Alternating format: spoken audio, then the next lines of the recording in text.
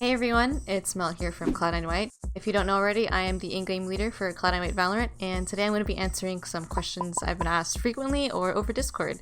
I might make this into a series, I'm not really sure yet. Just depends on what you guys want to ask me, but if you want to ask a question, just go in the description box below and go to my Discord and go to the questions and stuff channel, ask away, and your question might be featured in the next video. So let's just get started. My first question is, how long have you been playing FPS for, and when did you know you wanted to go pro? I actually had inklings of wanting to go pro before Valorant actually came out.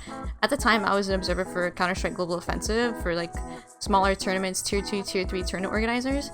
But from watching the game, I was just super intrigued by the game. And since I'm literally paid to watch it, I see so many patterns and different things. Like if I was in that situation, what would I do?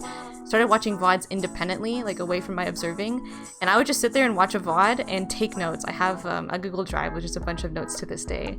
And I was gonna make the jump to maybe start getting on like a female team or start playing on an advanced team, which was I was invited to play on an advanced team in ESCA. And then Valorant got announced and I said, I'm just gonna take my skills over here.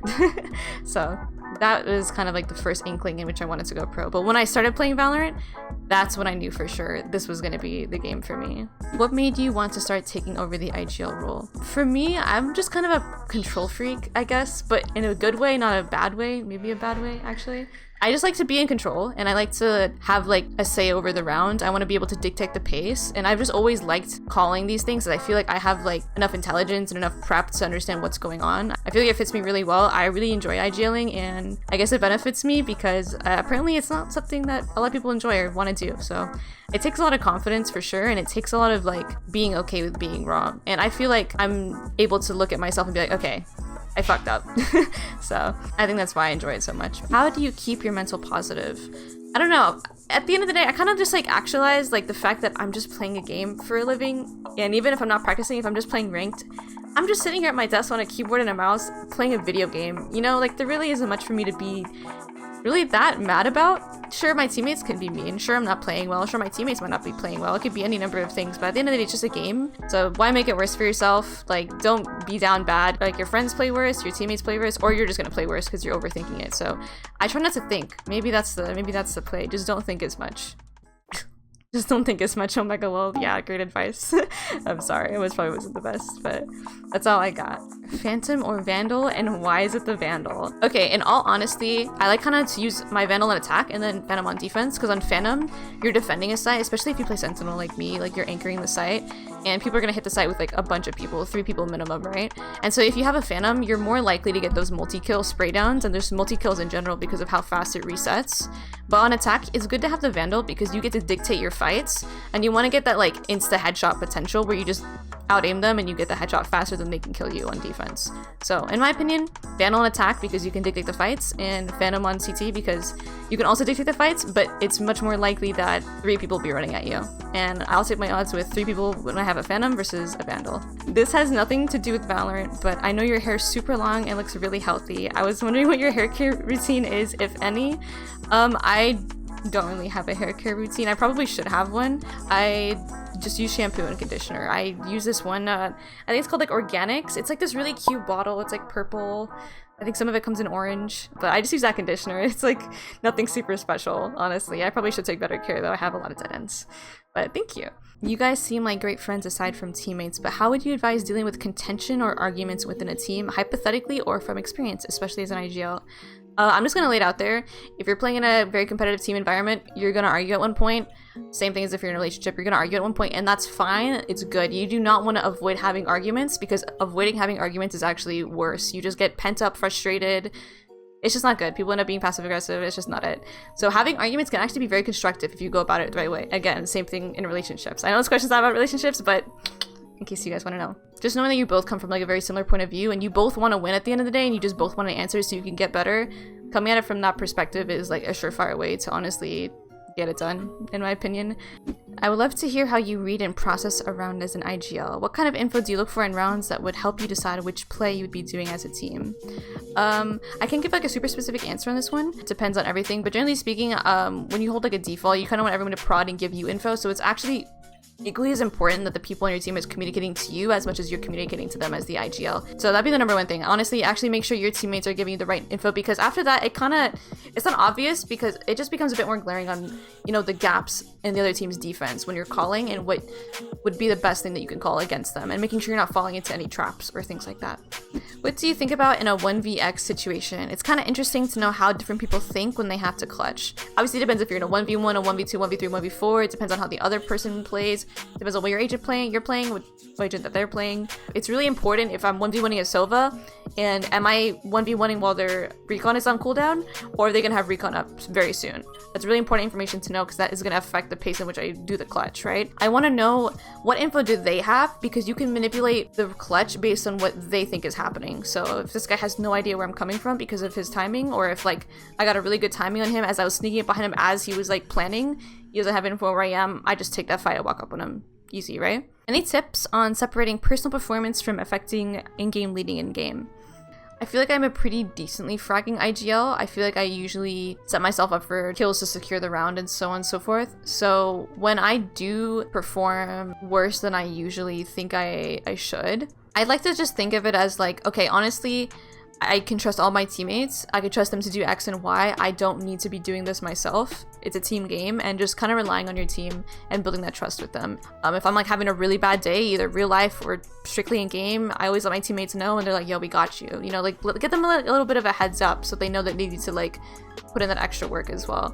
Try not to let it affect you. I know this is really fucking easy to say, a lot harder to do, but try not to think about it. The more you think when you're in a match, the less you're gonna perform, honestly.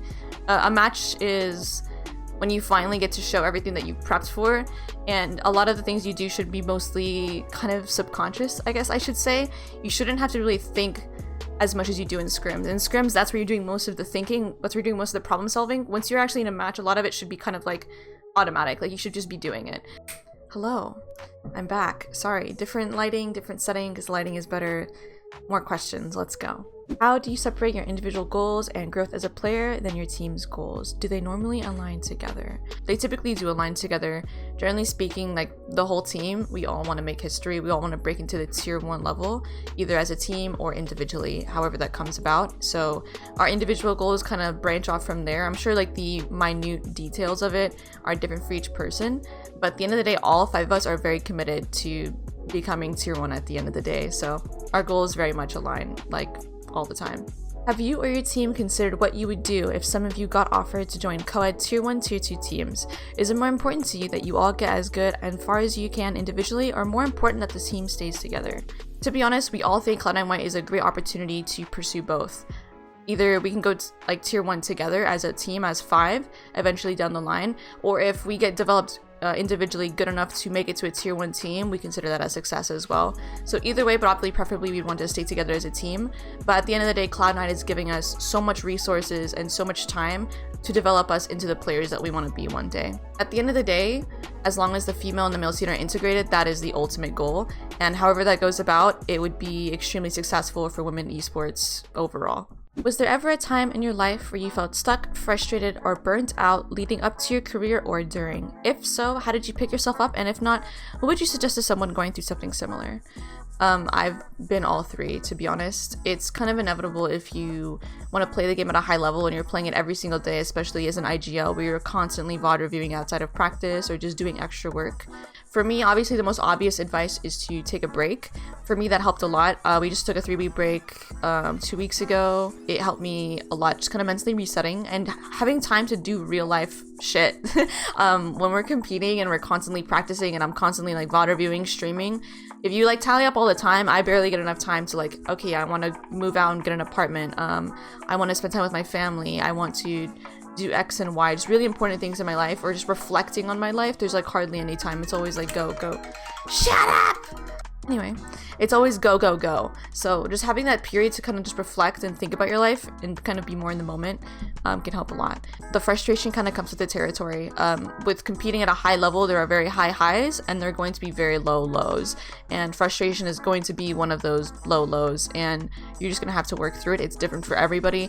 For me personally, similar to how I took a break, I like to be in the moment. I like to be mindful. I like to kind of have a moment to think and reflect as well. So that's what helps me personally, and it always puts things into perspective. You know, at the end of the day, I'm just playing a video game.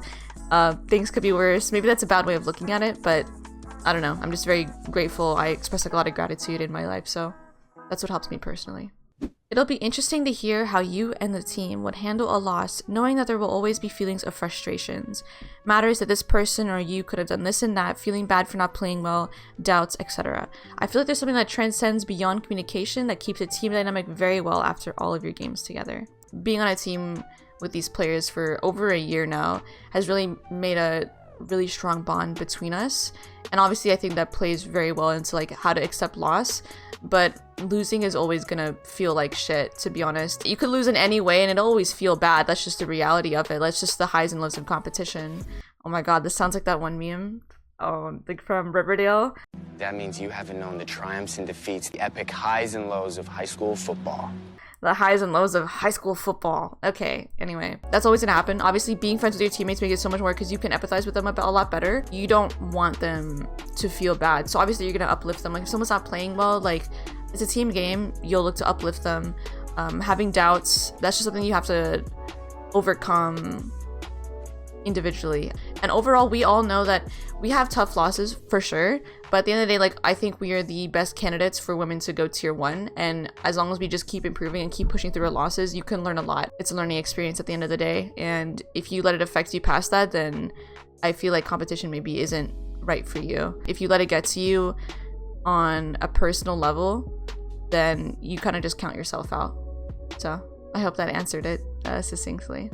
Who is your inspiration as an IGL, and who do you consider the top 5 IGLs in Valorant right now? Off the top of my head, Shazam, absolutely. His impact in and out of the game is unreal, and how much energy he has at the end of the day when he's streaming is insane. Like you can tell how much like energy he brings to the team.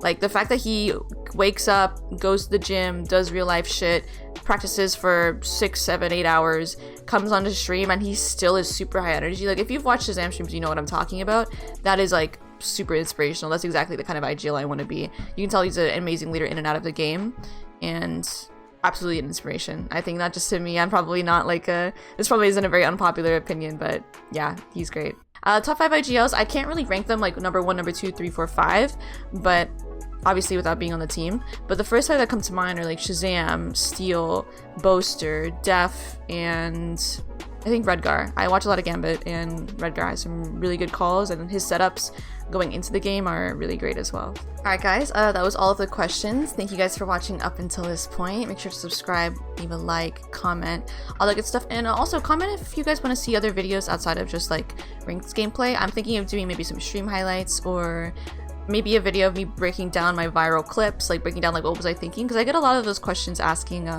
hey, like what are you thinking when you're doing this and this. So let me know if you guys want more educational content, more like real life content, anything like that. I really appreciate you guys for watching this video. Again, let me know what you want to see, and if you guys want to ask your own questions, because I might just make a part 2 of this maybe later down the line, go in the description box below, go to the Discord, get your roles, and then go to the #questions and stuff channel. That's where I'm going to be pulling all my questions from. So yeah, just let me know. Thanks again guys for watching, and peace out.